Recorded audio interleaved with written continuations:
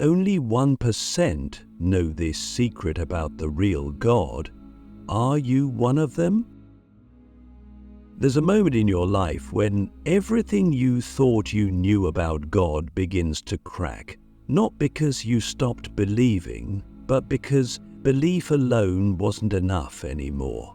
The stories you were told in childhood, the images painted by religion, the duties laid upon your soul, they all start to feel hollow. You sit in a quiet room, maybe alone, maybe surrounded by people, and a strange question enters your mind like a whisper from somewhere ancient. What if we've misunderstood the real God this entire time? That question is the beginning of everything, and if you've ever felt it, you're already closer to the truth than most. You see, the real God is not a man in the sky, not a ruler on a throne, not a judge waiting to condemn or reward. Those were symbols, useful for a time, but far too small to contain what divinity really is. The real God is not something outside of you, it is the frequency within you that has never been touched by fear, shame, or death. It is the original awareness beneath the noise, the stillness beneath your thoughts, the presence behind your personality. And here's the secret. Only about 1% of humanity ever realizes this because most are too busy praying to something they were taught to fear, instead of becoming the thing they were born to remember. Click subscribe to this channel to get more profound spiritual lesson. Let's go deeper. Think back to your earliest concept of God. Who gave it to you? Was it your parents, a preacher, a book, a culture? And did that concept make you feel liberated or small? Did it teach you to explore the universe inside you or to obey a universe outside of you? The truth is, for centuries, humanity has been conditioned to experience God as something separate, unreachable and conditional, but that illusion serves only one purpose: to keep you from realizing that you are the living expression of the very source you've been taught to worship. Now hold on, I'm not saying you're God in the egoic sense, not the version that wants validation or power. I'm saying the real you, the one behind the mask, the one who watches your thoughts, the one who never ages, is already connected to the source of all that is. That's why enlightenment isn't about ascending to something new, it's about remembering something ancient, something that was never lost, only buried. And that's where the 1% come in. The 1% are not better. They're not chosen in a superior sense, they're simply the ones who dared to question everything. They are the ones who, when told what to believe, asked, but who benefits from this belief? They are the ones who felt the emptiness of dogma and chose to go inward, even when the world warned them of darkness. And in that darkness they found not fear, but truth. Because here's another secret.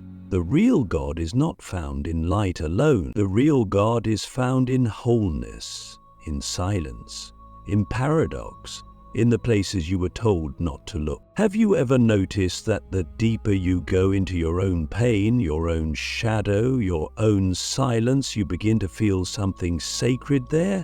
Something realer than any sermon or scripture? That's not your imagination. That's the presence. That's the real God.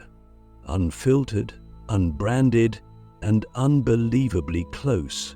But to feel it, you must stop chasing it like a reward and start embodying it like a birthright. And that's where things get radical, because once you touch this truth, the world starts to look different.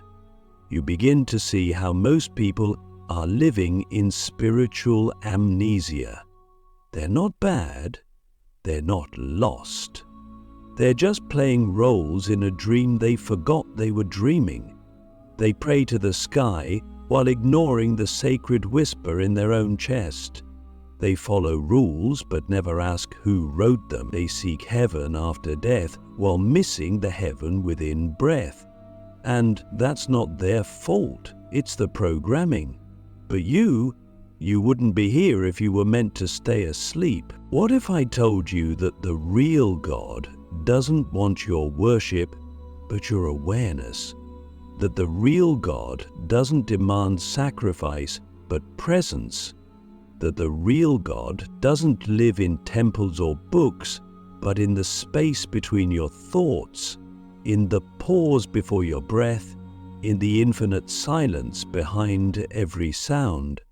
And what if you could access that, not after you die, but right now? You don't need to be perfect, you don't need to be holy, you need to be honest. Honest enough to admit that you've always felt something was off about the way God was explained. Honest enough to feel the dissonance between what you were told and what you know. Because let me tell you something wild. The moment you stop searching for God outside of you is the moment you start dissolving the veil that hides the truth. But don't expect it to be comfortable. Awakening is messy. It strips you. It takes away everything that isn't real. Old beliefs die. Old identities crumble. Relationships shift. You begin to realize that most of your suffering came from trying to live in a world that rewards masks and punishes truth. And yet, even in the chaos, there's a strange peace, a quiet knowing, a sense that something deeper is guiding you now. That's the presence. That's the real God, and once you feel it, you can't unfeel it.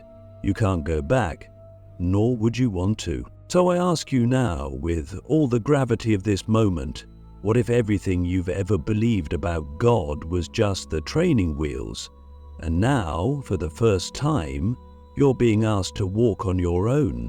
What if the real God isn't waiting to be found, but waiting to be remembered? This is not a belief system, it's not a religion, it's not a club. It's a frequency, a vibration, a remembering. And only the ones brave enough to let go of what they were taught will ever hear the whisper of what is true. Are you ready to hear it? The sacred disruption. Why the real God dismantles everything you thought was safe. Once the whisper of the real God touches your awareness, something irreversible begins. Not a gentle encouragement, not a soft embrace, but a disruption, a sacred one. You discover that the real God doesn't come to coddle your comfort zones or decorate your ego. It arrives like a storm, quiet at first, but undeniable in its power. And before you realize what's happening, the walls you built to feel safe, your beliefs, your roles, your identities, begin to crack. Not because you failed, but because you're finally being invited into something real. And real doesn't require safety. It requires surrender. The real God doesn't validate the stories you've used to survive. It reveals the truth beneath them. That's why awakening can feel like loss. You lose the God you were taught to fear. You lose the comfort of certainty. You lose the illusion that someone else is in control. But in that loss, something wild and holy begins to grow. Sovereignty. Not the kind that puffs up your chest, but the kind that roots you into the deepest layers of your being. You no longer outsource your truth. You no longer beg for signs. You become the sign. You become the presence. You become the answer you were chasing. But let's be honest, this process is not easy. You'll feel like you're falling apart, because you are, and you should. The you that was shaped by fear and approval and guilt That version can't follow you into this next dimension of truth. It has to dissolve. And that's where most people stop. They reach the edge of awakening, feel the ground shake, and try to run back to the illusion. They pray harder, they cling to dogma, they try to make the old system work again. But it won't. Not for you. Not anymore. Because when the real God wakes up inside you, it does not ask for obedience. It asks for alignment. It does not say, follow me. It says, become me. And that's where the sacred disruption becomes terrifying to the ego.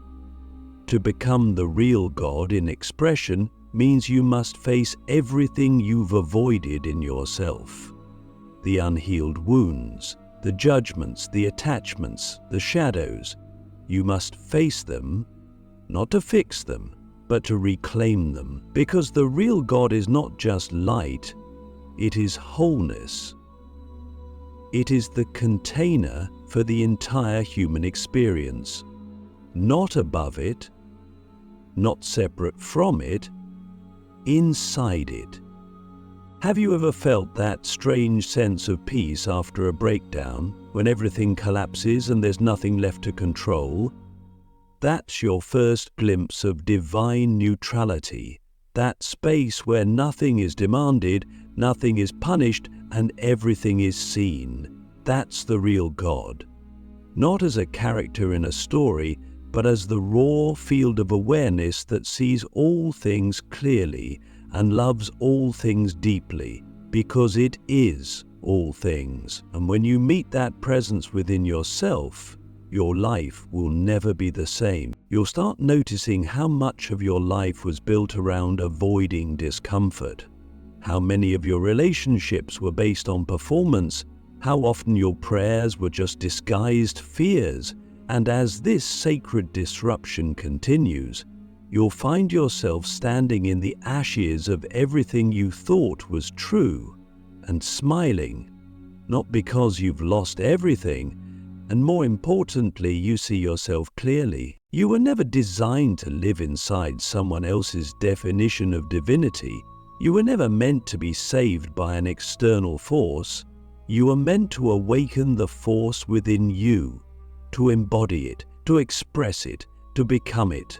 And the real God, the one only 1% ever truly encounter, will not settle for your partial awakening.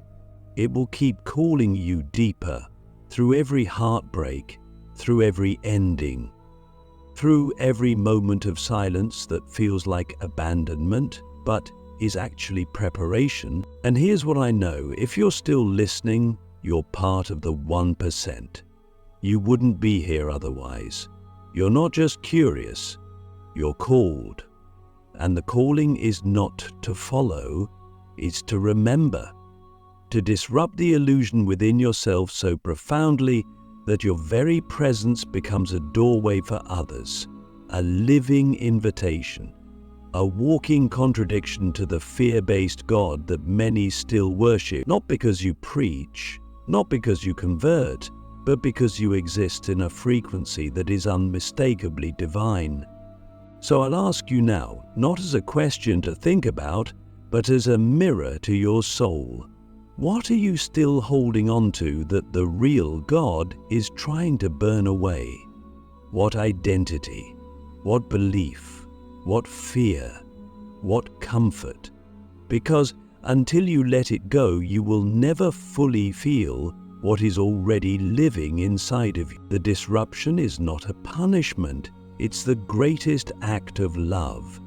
It's the divine saying, you've played small long enough. It's time to rise. It's time to remember. It's time to be. The divine imposter, how ego masquerades as God and keeps you powerless. There's something most seekers never see coming. It's not the illusion of the world that keeps them asleep. It's the illusion within themselves. The most dangerous deception on the spiritual path isn't external, it's internal. It wears your face. It speaks in your voice. and it uses the name of God to keep you small, obedient, and afraid. That the ego in its most cunning form, the divine imposter. And unless you learn to recognize it, it will hijack your awakening and turn it into a performance, a show, a spiritual identity that looks enlightened on the outside but is still ruled by fear on the inside. You see, the ego isn't just your pride or your insecurities. It's the entire full structure of you that was built to survive in a world disconnected from source. It's clever, it adapts. And when it sees that you're waking up, it doesn't try to stop you, it tries to join you. It puts on the mask of divinity, it starts saying all the right words, it quotes scripture, it meditates, it even preaches. But it does all of this with one hidden intention: to stay in control, to be the one in charge of your spiritual evolution. And that, right there, is how the ego becomes the imposter of God. Have you ever noticed how easy it is to fall into spiritual superiority, to feel more awake than others, to judge them for being stuck in the matrix, while you quote Rumi and speak of vibration? That's not God. That's ego in a new costume. Have you ever felt unworthy and then tried to earn God's love by being more disciplined, more pure, more perfect? That's not God. That's the ego using shame as motivation and calling it holiness. And have you ever felt like you were failing spiritually because you still felt rage, grief, or doubt? That's not truth. That's ego pretending that awakening means perfection. But here's the truth the 1% begin to see. The real God doesn't need performance. It doesn't reward you for being good or punish you for being bad. He doesn't care how spiritual you look or how much you know. It only responds to authenticity. And authenticity means you must be willing to strip away every noble mask, every sacred-sounding lie, every righteous identity that the ego built to protect itself from being seen. Because the real God doesn't live in your image, it lives in your essence, and your essence is beyond identity. This is why true awakening often feels like death, because it is. Not a physical death, but the death of the persona, the death of the seeker, the death of the one who thought they had to become divine, not realizing they already were. And when that false self begins to crumble, the ego panics. It whispers, if you let go of me, who will you be? It threatens you with chaos. It tempts you with comfort. It tries to rebuild the old cage with new decorations. But if you stay present, if you breathe through the fear, you'll begin to feel something beneath the noise. A stillness, a presence, a knowing. And that is the beginning of true power. Let me ask you something raw. How much of your life has been lived trying to prove you're enough?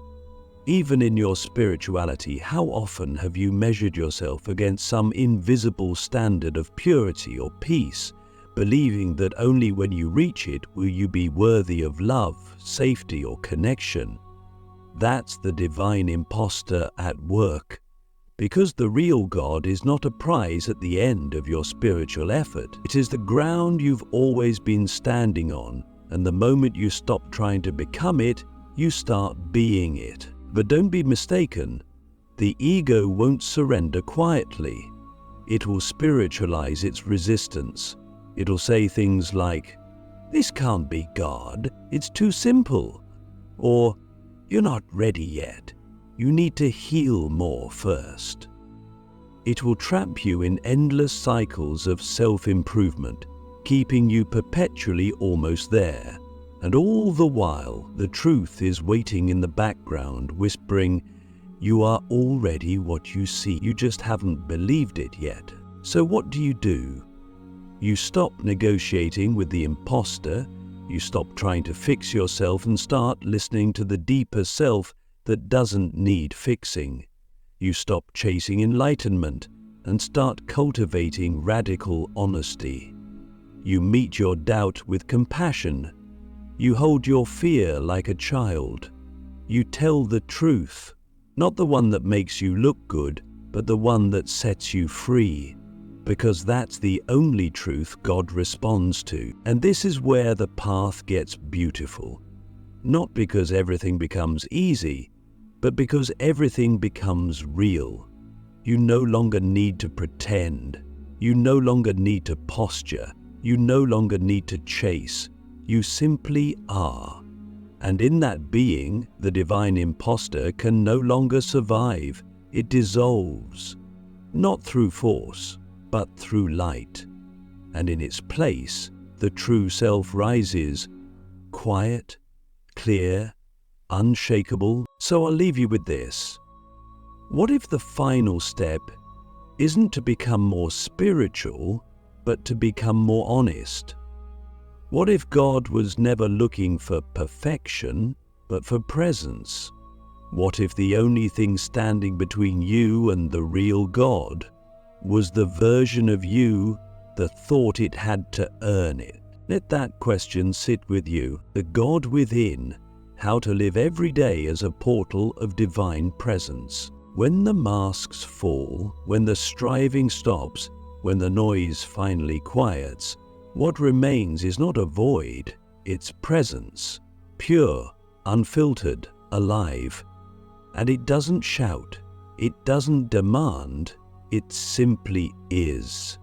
That's the real God, not an external ruler, but the silent intelligence behind your breath, the infinite calm underneath your storms, the quiet witness to your entire human experience. And once you truly feel it, not just think about it, not just believe in it, but feel it, your life becomes something else entirely. You stop living for God and you start living from God. But this is where many people pause. They've had glimpses, they've tasted the presence, they've touched the sacred, but they don't know how to live from it. They think it's reserved for monasteries, silence retreats, or moments of crisis. But that's another lie. The truth is, you don't need a temple to meet God. You are the temple. Every moment of your life is the altar. Every breath an offering. Every interaction a chance to either contract into ego or expand into presence. And so the question becomes, how do you embody the divine in a human world that's forgotten it? The answer isn't complicated. It's simple, but it's not easy. You do it by choosing presence over performance. You do it by bringing awareness to the most ordinary moments, washing dishes, walking outside, listening to someone speak, and treating them as sacred. You do it by noticing when you're triggered, and instead of reacting, you pause, breathe, and remember, this too is God showing up as life. Even when it's messy, even when it's painful, especially then. Living as a portal of divine presence doesn't mean you float above the world. It means you're fully in it, but not of it. You still feel anger, but you're no longer ruled by it. You still feel sadness, but you don't drown in it.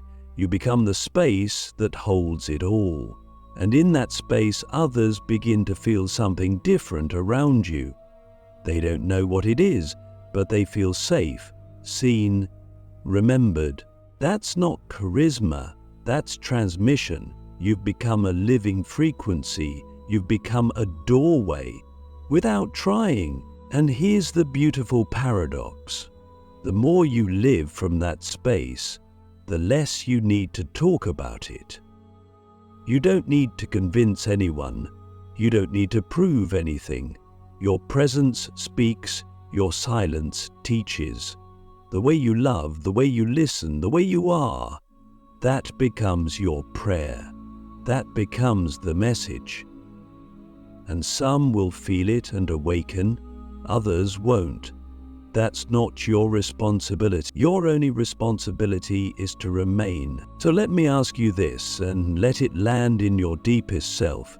What would your life look like if you stopped waiting for God to appear and started realizing that God has always been appearing as you?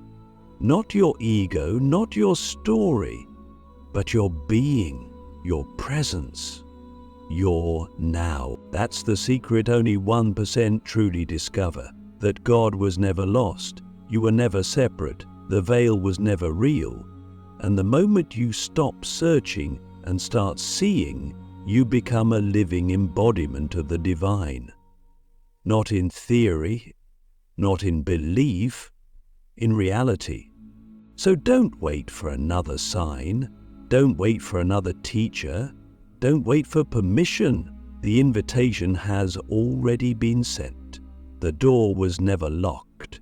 The treasure was always buried in the place you were afraid to look, within. Now the only question that remains is the one your soul has been whispering this whole time. Are you finally ready to live as what you truly are? Because once you say yes, there's no going back, and you'll never want to.